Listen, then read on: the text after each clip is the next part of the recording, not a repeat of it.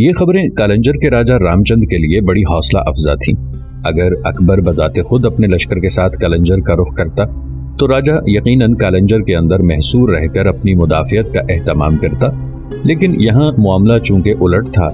مجنو خان کے پاس مختصر سا ایک لشکر تھا جس کے ساتھ اس نے کالنجر کے نواح میں پڑاؤ کیا تھا۔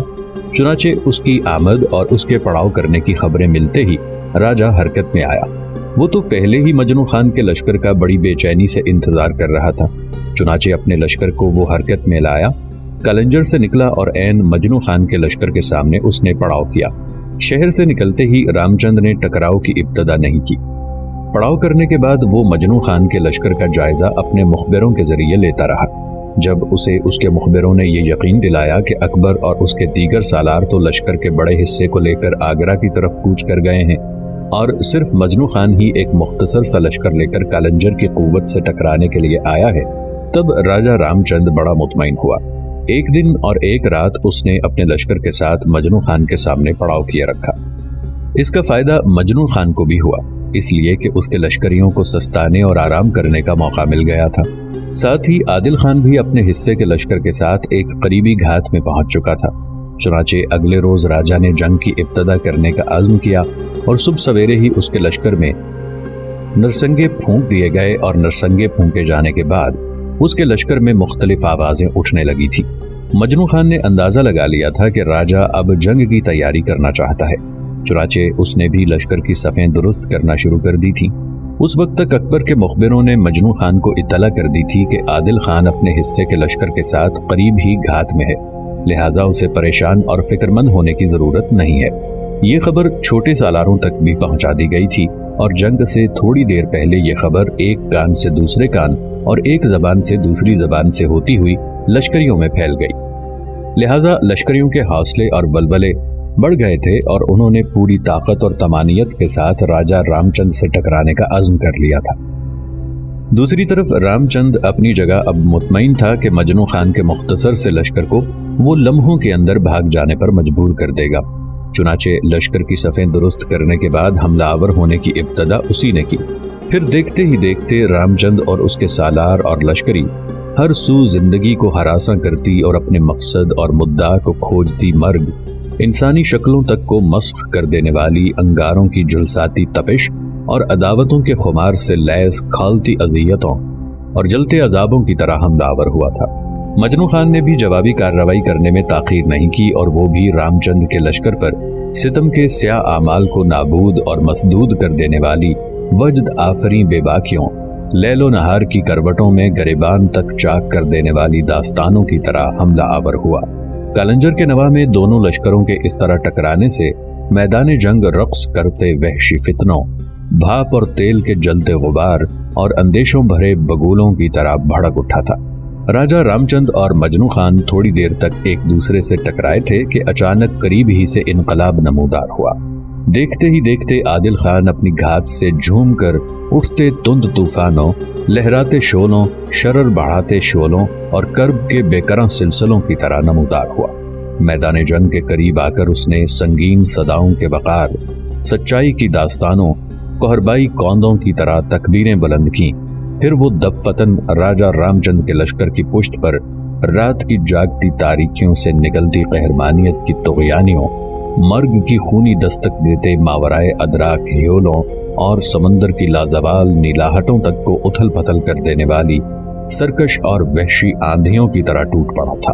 تھوڑی دیر قبل جہاں راجہ رام چند اپنی جگہ بڑا مطمئن تھا، بڑھ چڑھ کر وہ مجنو خان کے لشکر پر حملہ آور ہوا تھا، وہاں اب اس کے سارے ولولے، آندھیوں، سارے عزائم طوفانوں کا شکار ہو گئے، اس لیے کہ پشت کی جانب سے عادل خان کے زوردار انداز میں حملہ آور ہونے کے بعد اب رام چند کے لشکر میں مرگ کے انبوہ، قضا کے ہجوم، روح کی گراں باریاں اور موت و حیات کی کشاکش کے نہ ختم ہونے والے سلسلے کھڑے ہو گئے تھے۔ عادل خان کے حملہ آور ہونے سے پہلے جہاں راجہ رام چند کو اپنی فتح مندی اور کامیابی کا پورا یقین تھا، اب عادل خان کے حملہ آور ہونے کے بعد اپنے لشکر کی حالت دیکھتے ہوئے اسے اپنی شکست، ناکامی اور نامرادی کا بھی پکا یقین ہو گیا تھا۔ چنانچہ کچھ دیر تو اس نے دو طرفہ حملوں کا مقابلہ کیا۔ آخر اس نے اندازہ لگا لیا کہ وہ زیادہ دیر تک دو طرفہ حملوں کا مقابلہ نہیں کر سکے گا، اور اگر اس نے ایسا کیا تو اس کا پورا لشکر تباہ و برباد ہو کر رہ جائے گا، اور ساتھ ہی کوئی گمنام لشکری اس کی گردن بھی کاٹ کر اپنے نیزے پر بلند کرتے ہوئے اپنی اور اپنے لشکر کی فتح مندی کا اعلان کر دے گا۔ چنانچہ اس نے جنگ رکواتے ہوئے صلح کی درخواست کی۔ عادل خان اور مجنو خان دونوں کو چونکہ اکبر نے سمجھا کر بھیجا تھا کہ اگر کالنجر کا راجہ فرما برداری اور اطاعت پر اترے تو اس کے خلاف جنگ موقوف کر دی جائے اور اس کے ساتھ صلح کی شرائط طے کر لی جائیں۔ چنانچہ مجنو خان اور عادل خان نے بھی جنگ سے ہاتھ کھینچ لیے۔ اس کے بعد مجنو خان اور عادل خان کے ساتھ رام چند کی گفتگو شروع ہوئی، جس کے نتیجے میں رام چند نے اکبر کی اطاعت اور فرما برداری اختیار کر لی تھی، اور یہی اکبر چاہتا تھا۔ آخر کالنجر بھی فتح ہوا اور اسے مغل سلطنت میں شامل کر لیا گیا۔ یہی کالنجر کا قلعہ تھا جس کو فتح کرتے ہوئے شیر شاہ سوری اپنی جان سے ہاتھ دھو بیٹھا تھا، اور اس کے بعد یہ قلعہ رام چند کے تصرف میں چلا گیا تھا۔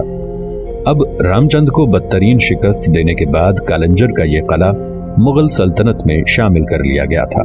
عادل خان اور مجنو خان نے کالنجر کی فتح کے بعد اپنے متحدہ لشکر کے ساتھ ابھی کالنجر کے نواحی میں قیام کیا ہوا تھا۔ اس وقت تک وہ کالنجر کے انتظامی امور سے فارغ ہو چکے تھے۔ اب وہ واپس آگرہ کی طرف کوچ کرنے کی تیاریوں میں تھے کہ آگرہ سے اکبر کی طرف سے بھیجے ہوئے تیز رفتار قاصد ان کے پاس پہنچے۔ ان قاصدوں کے ذریعے اکبر نے کالنجر کی فتح پر اپنی خوشی اور خوشنودی کا اظہار کیا، ساتھ ہی انہیں لشکر لے کر جودھ پور کا رخ کرنے کا بھی حکم دیا، اس لیے کہ جودھ پور کے راجہ مالدیو کے بیٹے چندر سین نے مغلوں کے خلاف علم بغاوت کھڑا کر دیا تھا۔ اکبر کی طرف سے آنے والے قاصدوں نے یہ بھی پیغام دیا تھا کہ اکبر خود بھی ایک لشکر لے کر چند سرکردہ سالاروں کے ساتھ جودھ پور کا رخ کر رہا ہے۔ چنانچہ یہ حکم ملنے کے بعد اپنے متحدہ لشکر کے ساتھ عادل خان اور مجنو خان دونوں نے کالنجر کے نواح سے بڑی برق رفتاری کے ساتھ جودھ پور کا رخ کیا۔ دراصل جودھ پور کے راجہ مالدیو کے بیٹے چندر سین کے ذہن میں یہ بھی ایک طرح کا جنون سوار ہو گیا تھا، اور وہ سارے راجپوتوں کا سرکردہ بننے اور راجپوتوں کے علاقوں پر ایک منفرد حکمران کی حیثیت سے نمودار ہونے کے خواب دیکھنے لگا تھا۔ گو یہی چندر سین کچھ عرصہ پہلے آگرہ میں اکبر کی خدمت میں حاضر ہوا تھا۔ اپنی اطاعت اور فرما برداری کا اظہار کرتے ہوئے اکبر کو یہ یقین دہانی کرائی کہ آنے والے دور میں وہ اکبر کا مطیع اور فرما بردار رہے گا۔ لیکن اب آگرہ سے جودھ پور واپس جا کر کچھ عرصہ تو اس نے اپنی جنگی تیاریوں میں گزارا۔ جب اس نے اندازہ لگایا کہ اس کی طاقت اس قابل ہو گئی ہے کہ وہ حملہ آوروں کا مقابلہ کر سکے، تب اس نے اکبر سے جو فرما برداری اور اطاعت کے وعدے کیے تھے انہیں اتار پھینکا اور ایک طرح سے سرکشی اور بغاوت پر تیار ہو گیا تھا۔ انہی حالات کو سامنے رکھتے ہوئے جب اکبر ایک لشکر لے کر آگرہ سے جودھ پور کی طرف روانہ ہوا تھا، وہاں سے اس نے عادل خان اور مجنو خان کو بھی اپنے لشکر کے ساتھ جودھ پور جانے کا حکم جاری کر دیا۔ جودھ پور جاتے ہوئے راستے ہی میں عادل خان اور مجنو خان دونوں اکبر کے لشکر میں شامل ہو گئے تھے۔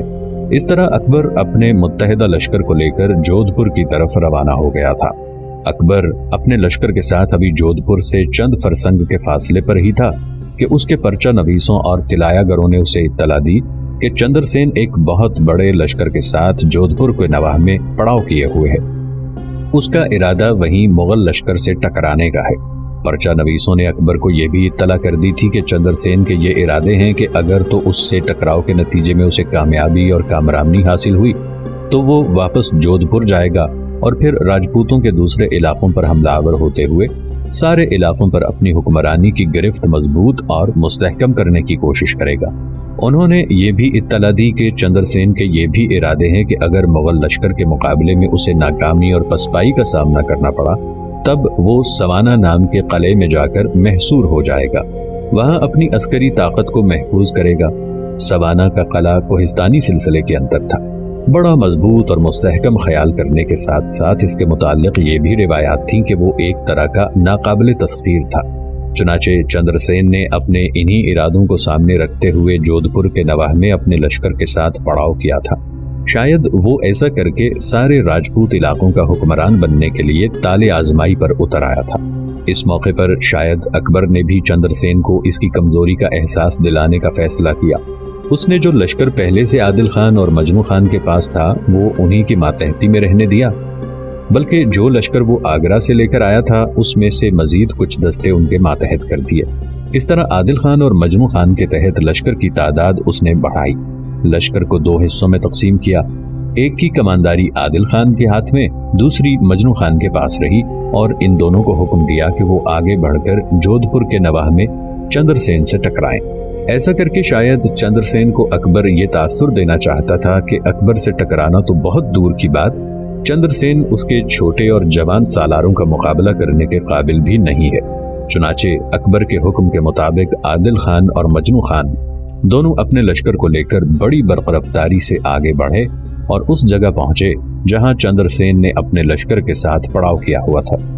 دوسری طرف چندر سین کو بھی اس کے مخبروں نے اطلاع کر دی تھی کہ اکبر خود تو لشکر کے ایک حصے کے ساتھ پیچھے پیچھے آ رہا ہے، جبکہ عادل خان اور مجنو خان دونوں کو لشکر کا ایک حصہ دے کر اس نے چندر سین پر حملہ آور ہونے کے لیے روانہ کیا ہے۔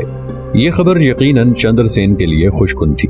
وہ یہ سوچنے لگا تھا کہ اگر وہ جودھ پور کے نواح میں اکبر کے سالار عادل خان اور مجنو خان دونوں کو شکست دینے میں کامیاب ہو گیا تو یقیناً اس کے لشکر کی کافی تعداد جنگ میں کام آ جائے گی۔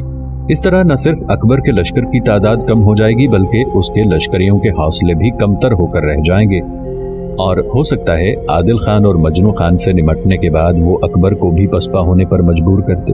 ان ارادوں کے تحت چندر سین نے فیصلہ کیا کہ جو ہی اکبر کے سالار عادل خان اور مجنو خان اس کے سامنے آئیں گے وہ ان پر حملے کی ابتدا کر دے گا۔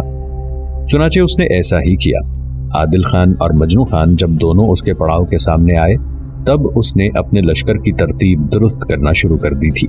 ساتھ ہی اس کے حکم پر اس کے لشکر کے اندر جنگ کی ابتدا کرنے کے لیے سنگ پھونکے جانے لگے۔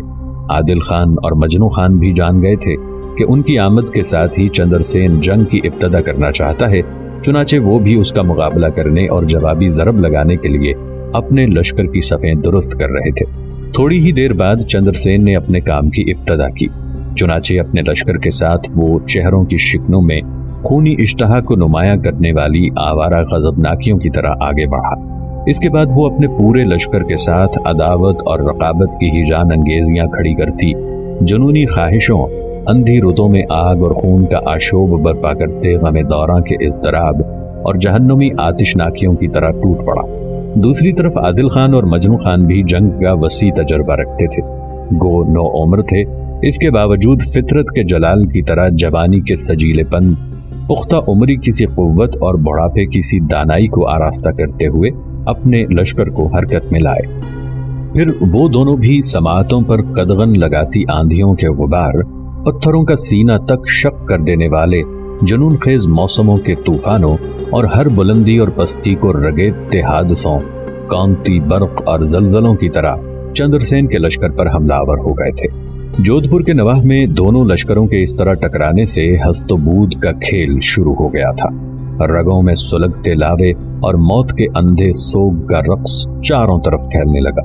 میدان جنگ کے اندر موت کی آوارہ تھکن، بے چہرگی کی کمند، کرب کی سسکیوں اور یاسیت اور ناآسودگی سے لیس ہو کر چاروں سمت چیخو پکار کرنے لگی تھی۔ ہر کوئی آندھیاں اوڑھے اپنے دل میں کامیابیوں کے ارمان، حوصلوں کی اڑانے لیے غموں کے عذابوں کی طرح ایک دوسرے پر حملہ آور ہونا شروع ہو گیا تھا۔ میدان جنگ کے اندر چاروں طرف زندگی کا لہو نچوڑتی اندھی شوریدہ سری، من کے روگ اور تن کے آشوب پھیلنا شروع ہو گئے تھے۔ چندر سین نے یہ گمان کر رکھا تھا کہ وہ عادل خان اور مجنو خان کو شکست دینے میں کامیاب ہو جائے گا، لیکن اس کی بدقسمتی کہ وہ ان دونوں کے سامنے زیادہ دیر ٹھہر نہ سکا۔ اسے دونوں کے ہاتھوں بدترین شکست کا سامنا کرنا پڑا۔ لہذا اپنے بچے کچے لشکر کو لے کر چندر سین بھاگ کھڑا ہوا۔ اس نے جودھ پور کا رخ نہیں کیا۔ وہ جانتا تھا کہ ابھی تو اکبر کے صرف 2 سالار عادل خان اور مجنو خان ہی آگے آئے ہیں، اور ان کے پیچھے پیچھے ایک حصے کے ساتھ اکبر بھی ادھر ہی کا رخ کر رہا ہے۔ چنانچہ وہ پہلے سے طے شدہ منصوبے کے مطابق اپنے کوہستانی قلعے سوانہ کی طرف بھاگا۔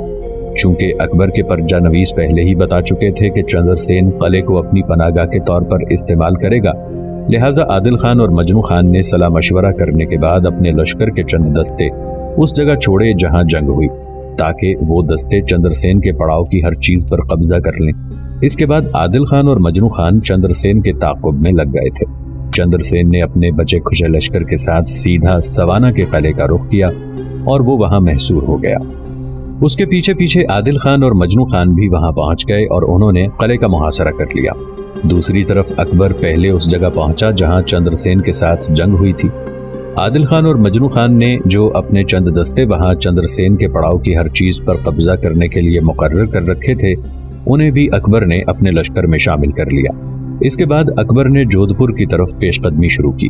اس طرح ایک فاتح کی حیثیت سے اکبر جودھ پور میں داخل ہوا اور جودھ پور میں قیام کے دوران اکبر نے بیکانیر کے رائے سنگھ کو جودھ پور کا حاکم مقرر کیا اور اس تقرری کی اطلاع دینے کے لیے تیز رفتار قاصد رائے سنگھ کی طرف بیکانیر بھی روانہ کر دیا۔ اس طرح اکبر نے چند روز تک جودھ پور میں قیام کیا۔ وہ جانتا تھا کہ اب جودھ پور کی عسکری طاقت اور قوت کی کوئی حیثیت نہیں رہی۔ چندر سین جو سوانہ نام کے قلعے میں محصور ہو گیا تھا، وہ زیادہ دن تک عادل خان اور مجنو خان کے سامنے مدافعت نہیں کر سکے گا اور اسے ہتھیار ڈالتے ہوئے فرما برداری اختیار کرنا پڑے گی۔ لہٰذا اکبر نے اپنے حصے کے لشکر کے ساتھ جودھ پور سے بھی کوچ کیا۔ اب اس نے اجمیر کے راستے ناگور کا رخ کیا۔ ناگور پہنچ کر اکبر نے وہاں پانی کے 3 بڑے بڑے ذخیروں کی صفائی اور مرمت کرائی۔ وہاں قیام کے دوران اس نے ایک فوارہ بھی تعمیر کروایا۔ اس طرح ان کاموں کے سلسلے میں اکبر نے ناگور میں قیام کر لیا تھا۔ دوسری طرف عادل خان اور مجنو خان دونوں نے مل کر سوانہ کے قلعے کے محاصرے میں شدت پیدا کر دی تھی۔ اس محاصرے سے چھٹکارا حاصل کرنے کے لیے چندر سین نے کئی بار قلعے سے نکل کر عادل خان اور مجنو خان پر حملہ کیا، لیکن اسے ناکامی کا منہ دیکھنا پڑا۔ کچھ مواقع پر شبخون مارنے سے بھی کام لیا، لیکن اس میں بھی اسے کوئی کامیابی نہ ہوئی، جبکہ عادل خان اور مجنو خان دونوں نے محاصرے میں پہلے سے بھی زیادہ شدت پیدا کر لی تھی۔ اب چندر سین کو 2 طرح کا خوف طاری ہوا۔ پہلا یہ کہ عادل خان اور مجنو خان قلعے کا محاصرہ ترک نہیں کرتے اور روز بروز اس میں شدت پیدا کرتے چلے جا رہے ہیں۔ چنانچہ چندر سین گھبرا اٹھا کہ کہیں قلعے کے اندر اس کے پاس خوراک کے جو ذخائر ہیں وہ ختم نہ ہو جائیں۔ اگر ایسا ہوا تو اسے ہر صورت میں عادل خان اور مجنو خان کے سامنے ہتھیار ڈالنا پڑیں گے۔ دوسرا بڑا خدشہ جو چندر سین کو درپیش تھا وہ یہ کہ اگر محاصرے نے طول پکڑا تو اس کے اپنے لشکر بھی جنگ کی طوالت سے گھبرا کر جنگ سے جی چرانے لگیں گے، اور اگر اس موقع پر قلعے کے اندر قحط اور کال کی صورت بھی اٹھ کھڑی ہوئی تو کہیں ایسا نہ ہو کہ اس کے اپنے ہی لشکری اس کے خلاف بغاوت کر دیں۔ ان اندیشوں کے تحت چندر سین نے ایک رات اپنے چند دستوں کو محافظوں کے طور پر اپنے ساتھ لیا اور ایک خفیہ راستے سے ہوتا ہوا سوانہ کے قلعے سے نکل کر تیزی سے ناگور کی طرف بھاگا۔ اس کو اندیشہ تھا کہ اگر اس نے وقت ضائع کیا، عادل خان اور مجنو خان اس کے تعاقب میں لگ گئے، اسے اگر گرفتار کر لیا گیا تو وہ دونوں اسے موت کے گھاٹ اتار دیں گے۔ لہٰذا ان کی گرفت سے بچ کر وہ ناگور اکبر کے پاس پہنچنا چاہتا تھا اور اس کی خدمت میں حاضر ہو کر معافی طلب کرتے ہوئے اپنی اطاعت کا یقین دلانا چاہتا تھا۔ اسی بنا پر چند محافظ دستوں کو لے کر وہ ناگور کی طرف بھاگا۔ باقی لشکریوں کو اس نے سوانہ میں ہی رہنے دیا۔ عادل خان اور مجنو خان کو بھی چندر سین کے لشکریوں سے کوئی غرض نہ تھی۔ انہیں جب پتا چلا کہ چندر سین تو رات کی تاریکی میں چند محافظ دستوں کے ساتھ ناگور کی طرف بھاگا ہے جہاں اکبر پہنچ چکا ہے، چنانچہ اپنے لشکر کو لے کر عادل خان اور مجنو خان بھی چندر سین کے پیچھے پیچھے ناگور کی طرف روانہ ہوئے۔ اکبر نے جس وقت ناگور میں قیام کیا ہوا تھا تو وہیں بیکانیر کا رائے سنگھ اور اس کا باپ کلیان مل دونوں اکبر کی خدمت میں حاضر ہوئے۔ چنانچہ رائے سنگھ کو تو جودھ پور کے حکمران کی حیثیت سے جودھ پور روانہ کر دیا گیا، جبکہ کلیان مل بادشاہ کی خدمت میں تحائف پیش کرنے کے بعد اکبر کے حکم پر واپس بیکانیر چلا گیا تھا۔ چنانچہ چندر سین بھی ناگور ہی میں اکبر کی خدمت میں حاضر ہوا، گڑ گڑاتے ہوئے اپنے رویے کی معافی مانگی اور آئندہ مطیع اور فرما بردار رہنے کا وعدہ کیا۔ چنانچہ اکبر نے اسے معاف کر دیا۔ اس کے پیچھے پیچھے عادل خان اور مجنو خان بھی اپنے حصے کے لشکر کو لے کر ان سے آن ملے تھے۔ اپنے پورے لشکر کے ساتھ اکبر نے چند روز تک ناگور میں ہی قیام کیا۔ اس کے بعد اس نے وہاں سے کوچ کیا، اجودھن یعنی پاک پٹن کا رخ کیا، شیخ فرید الدین شکر گنج کے مزار کی زیارت کی۔ اس کے بعد وہاں سے کوچ کرتا ہوا پہلے وہ دیبال پور پہنچا۔ یہاں اس نے پڑاؤ کر کے اپنے لشکر کو سستانے اور پڑاؤ کرنے کا موقع فراہم کیا۔ دیبال پور سے اس نے کوچ کیا، لاہور کی طرف روانہ ہوا۔ لاہور میں بھی اس نے چند روز قیام کیا۔ اس کے بعد حصار کے راستے 9 اگست کو وہ فتح پور سیکری پہنچا اور یہاں پہلی بار اس نے ایک عظیم الشان شہر آباد کرنے کا فیصلہ کیا۔ अकबर ने फतेहपुर सीकरी में एक नया शहर तामीर करने के लिए सबसे पहले वहां खैमों का एक शहर आबाद कर दिया था, जहां उसने अपने लश्कर के साथ पड़ाव कर लिया था। अकबर का इरादा था कि जब तक वो फतेहपुर सीकरी की तामीर में मसरूफ रहेगा, उसका दारुल हुकूमत आगरा की बजाय फतेहपुर सीकरी ही होगा।